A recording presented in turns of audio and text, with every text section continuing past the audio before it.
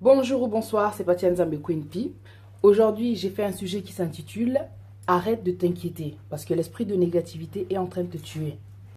L'esprit de négativité risque de te faire passer à côté de ta chance, à côté de l'opportunité, à côté de la promesse de Dieu. En tant que chrétien, s'inquiéter, c'est normal parce qu'à la base, on est des êtres humains. Mais quand ça devient à l'excès, ça veut dire qu'il y a un blocage spirituel. Et confiance en Dieu. Je dis ça parce qu'aujourd'hui, beaucoup de gens se posent trop de questions mais n'agissent pas assez et pourtant ils croient en Dieu. Ils se plaignent, limite ils en veulent à Dieu. Donc limite ils en veulent à Dieu de ce qu'ils ont traversé dans le passé et de ce qui se passe actuellement dans leur vie. Mais ils n'arrivent toujours pas à comprendre qu'ils ont la clé en eux. La clé quand tu es chrétien, quand tu es enfant de Dieu, c'est la Bible. C'est la parole de Dieu. C'est ta foi, c'est ta persévérance. Voilà la clé qui va t'ouvrir des portes. Quand je dis que l'esprit de négativité est un blocage spirituel, c'est parce que Dieu est amour. Il connaît les plans qu'il a fondés pour toi. Bonheur, paix. Tout ce qui se passe là actuellement dans ton esprit, parce que là-bas c'est ton esprit, le champ de bataille, c'est ton esprit, c'est là où attaque le diable. Le diable est en train de te mentir.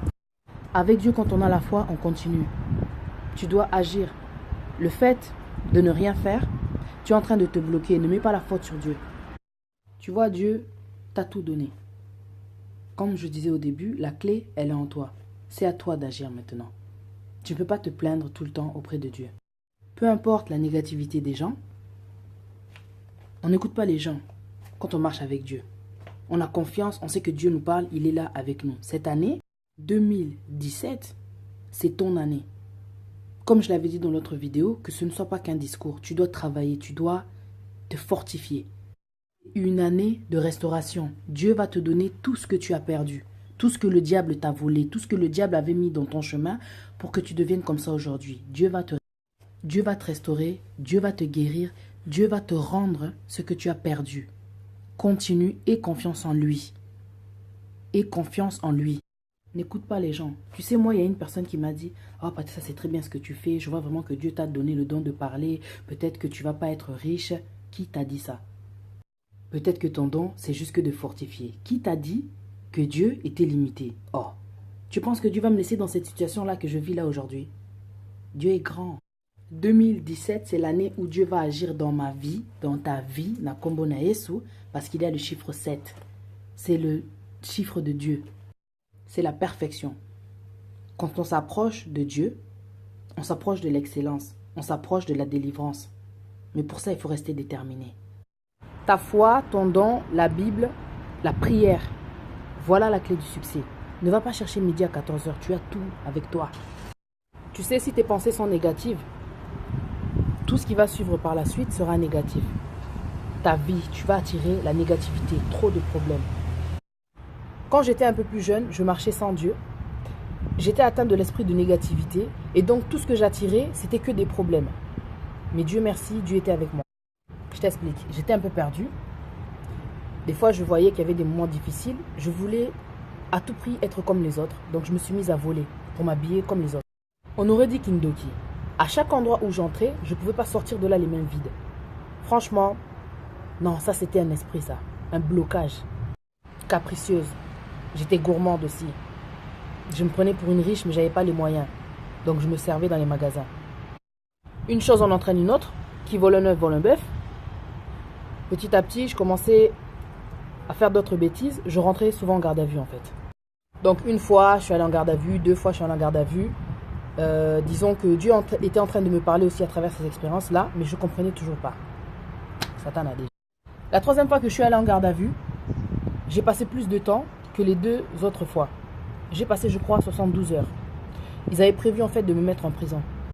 Durant la garde à vue, franchement, Dieu était avec moi. La façon dont les policiers me traitaient, même moi je ne comprenais pas pourquoi est-ce qu'ils sont si gentils avec moi. Déjà de 1, le policier, quand il me regardait, il me disait mais les fautes pour lesquelles on t'arrête ne vont pas en fait avec ton visage. Il commençait à me donner tellement de conseils. Dans ma cellule, pendant la garde à vue, le policier est venu me voir, est venu me chercher pour aller faire l'interrogatoire. Durant l'interrogatoire, il faut voir ce qu'il me dit. L'interrogatoire fini. Le policier me dit, j'ai arrêté des gens, je leur ai pris telle et telle chose, si tu veux, avant de partir, tu pourras récupérer ces choses-là. Trop gentil le gars.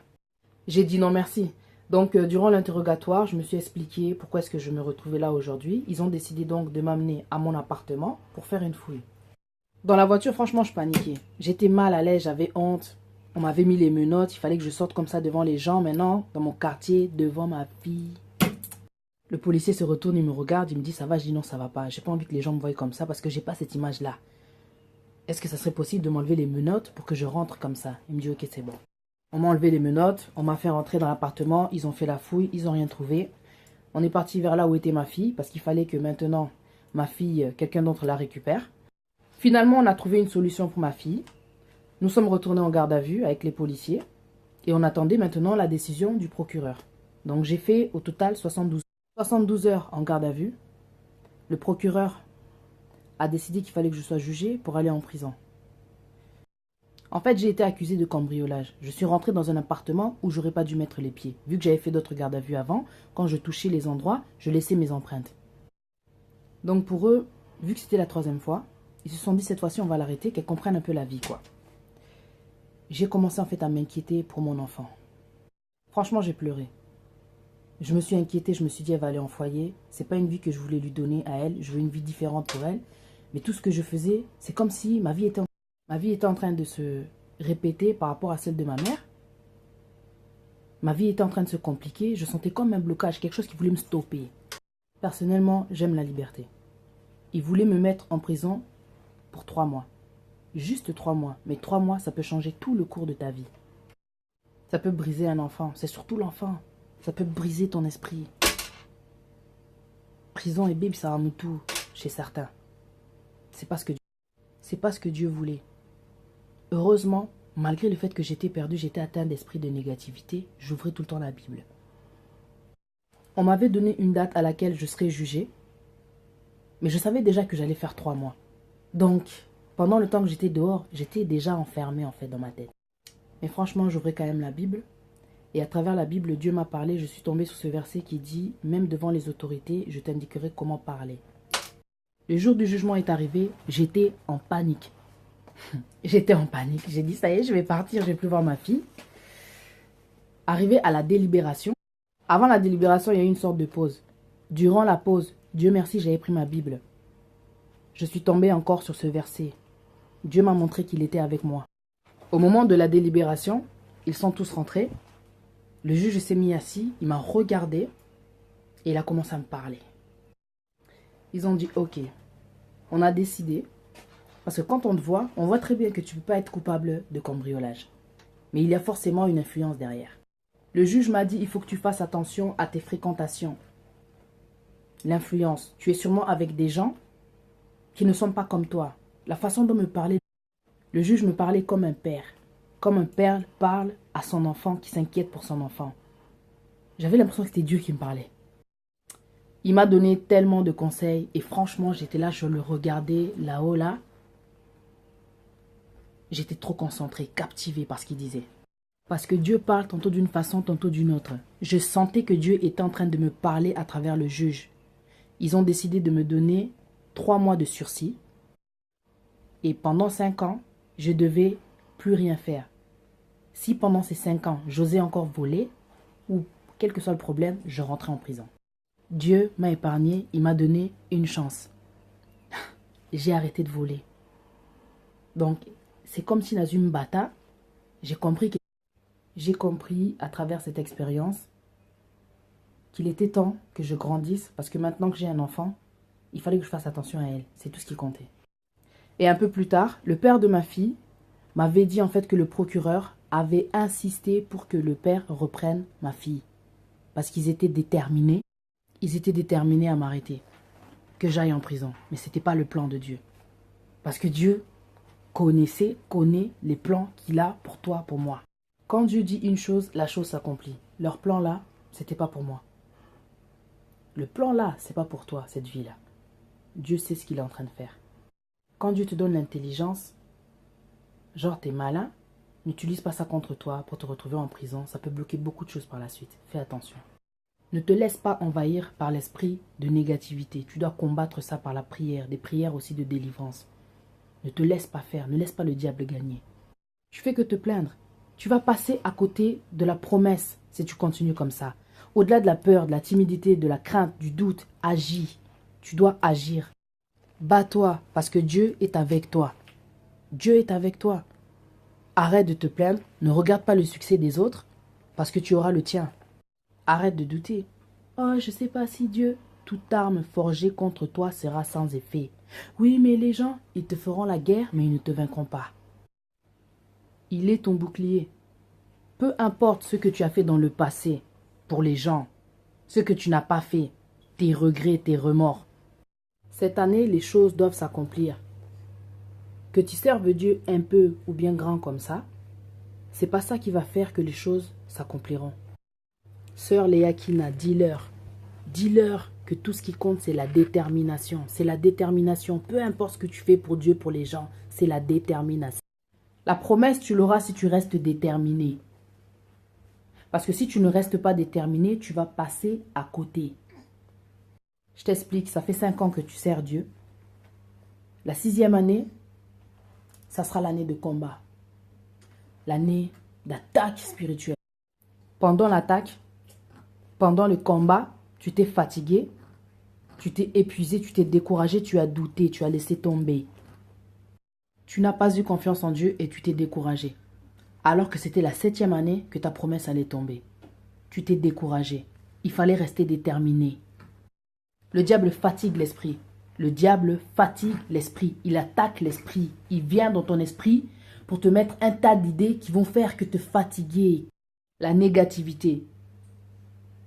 Le royaume des cieux appartient aux violents. Ça, c'est la vérité. Tu dois te faire violence.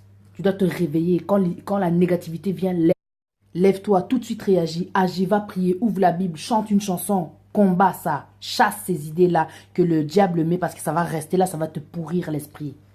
Et un esprit pourri donne une vie pourrie. Parce que tout commence par les pensées. Un esprit positif donne une vie positive. Le diable est un menteur, le diable est un voleur. Il a dérobé la promesse. Il t'a éloigné du plan, juste avec la négativité, juste à cause des pensées. Ne perds pas espoir, relève-toi et bats-toi, tu es un enfant de Dieu. Les enfants de Dieu sont combattus, mais jamais vaincus. Quand on a la foi, on reste debout. Franchement, ce qui m'énerve le plus, que Dieu me pardonne, dans la vie d'un chrétien, c'est d'entendre un chrétien se plaindre, pleurer, se lamenter. Tu pleures comme si Dieu n'existait pas, comme si tu avais abandonné. Dieu ne va jamais t'abandonner. Dieu ne va jamais t'abandonner, il sera toujours avec toi. Il suffit juste que tu arrêtes de te plaindre. Il suffit juste que tu continues de croire. Il suffit juste que tu comprennes l'identité de Dieu. Dieu est amour. Agis. Ceux qui ont essayé ont réussi. Ceux qui font que se lamenter, ils restent assis. Limite, ils sont fainéants parce qu'ils font que penser, que penser. Et t'es là, tu tournes dans ta tête, le diable rentre, il te met des flèches, parce qu'en fait, avec l'esprit de négativité, tu es nourri par le diable, quoi. Par les flèches du diable. Mais tu veux pas comprendre. T'es là, oh Dieu, pourquoi, Dieu, quoi? Dieu, il a fait quoi? Dieu, il n'est pas responsable de ce qui se passe dans ta tête. C'est toi qui te laisses faire, en fait. Il t'a donné toutes les armes. Il t'a donné toutes les armes. Va prier, mets-toi à genoux, ouvre la Bible, lis des versets qui vont te fortifier, qui vont faire office de bouclier devant les flèches du diable. Jusqu'à quand tu vas te plaindre? Les gens te connaissent, tu fais que te plaindre. Jusqu'à quand tu vas te plaindre? Tu as tout en toi. Il est temps que tu ouvres ce coffre-là. Ce coffre-là rempli de trésors que Dieu t'a donné et que tu le mettes à son service déjà. Que tu exploites ça. Sinon, il n'y aura pas de changement. Les gens qui ont réussi sont des gens qui ont essayé 50 fois. La 51e fois, ils ont réussi parce qu'ils sont restés persévérants. Dernièrement, tu sais qu'est-ce qu'il m'a dit le diable? Ferme ton Facebook. C'est fatigant. Qu'est-ce que tu fais? Ça sert à rien. Les gens ne t'écoutent pas. Il m'a mis le doute. Toi, tu crois que les gens vont changer? Tu te prends pour qui? Tu te prends pour qui? Je me prends pour un enfant de Dieu qui exploite son don et j'y crois en Dieu. Une journée de combat spirituel. Mais quand je regarde derrière, ça fait 2 ans que je parle. Ouais, la promesse est tarde, mais je sais qu'elle va arriver. J'ai foi en Dieu. Et ça, le diable pourra venir attaquer ma foi, mais il ne pourra pas me la voler. Parce que tout ce que j'ai traversé me fait rendre compte de l'amour de Dieu. Donc grâce à Dieu, j'ai encore de la force. Je suis debout, je suis en vie. La vie, quand Dieu te donne la vie, c'est un cadeau. Donc utilise-la. Dieu parle tantôt d'une façon, tantôt d'une autre. Quand le diable a voulu me décourager, c'était vraiment difficile. Donc j'ai passé une sale journée, quoi. Maux de tête et tout et tout. Mais quand je me suis mis debout, je suis sûr que le diable a dû trembler. Il s'est dit, elle est encore debout. Donc je suis têtu. Je suis monté dans ma chambre, j'ai prié. J'ai prié. Et j'ai chassé ça, j'ai chassé la négativité au nom de Jésus. Parce que c'est pas avec la négativité que j'irai vers la promesse que je réussirai. C'est pas avec la négativité. La négativité, ça salit la vie. Reste ferme et crois en Dieu. Parce que Dieu n'est pas le fils d'un homme pour mentir et ce n'est pas un homme pour se repentir. Sa promesse va s'accomplir. Même si elle tarde à venir, il sait ce qu'il fait. Tu sais ce qu'il a fait pour moi? Il m'a laissé passer là où d'autres se sont arrêtés, là où d'autres attendent encore. Sans Dieu, j'avais pas de stabilité. Mais quand Dieu m'a attrapé, il m'a dit maintenant je te tiens. Tout ce qui s'est passé, t'as même pas aidé. Aujourd'hui, j'ai la stabilité. Je suis arrivé dans ce pays. En moins de 5 ans, j'ai eu un appartement définitif. Mais selon la loi, je ne suis pas dans les règles. Dieu m'a donné en peu de temps ce que d'autres personnes attendent depuis plus de 6 ans. Je suis passé dans un hôtel, une femme avec des enfants attendait là depuis 4 ans. Je n'ai fait que 5 mois dans l'hôtel. 1 an d'appartement provisoire, aujourd'hui je suis dans le définitif. En moins de 5 ans. Quand Dieu t'attrape, il te donne la stabilité, il te fait passer à une vitesse là où d'autres se sont arrêtés. Je ne sais pas, j'ai trop de choses à dire pour Dieu. C'est pour ça que je voulais faire le sujet « Arrête de t'inquiéter » parce que quand je regarde tout ce que j'ai traversé, Dieu a été là. Dieu est tellement bon, je ne peux pas m'inquiéter pour des futilités. Alors quand Dieu me parle, je me dois de partager ça avec toi. Je ne peux pas garder ça pour moi. J'étais découragée, mais à travers le Proverbe chapitre 2 et 3, Dieu m'a parlé. Ah non, je reconnais ses bienfaits dans ma vie. Je suis reconnaissante, quoi. Karine Kasongo, Lekia Anna Kasongo. Est-ce qu'il n'a qu'aussi? Dieu est bon. Dieu est bon. C'était les merveilles de la vérité. Merci beaucoup de m'avoir suivi. Sissi Kilomé, Christelle Assambois, Chloé Kaskasongo. Il y a Everybody là, le monument 2017. Eza Ponabiso. À bientôt.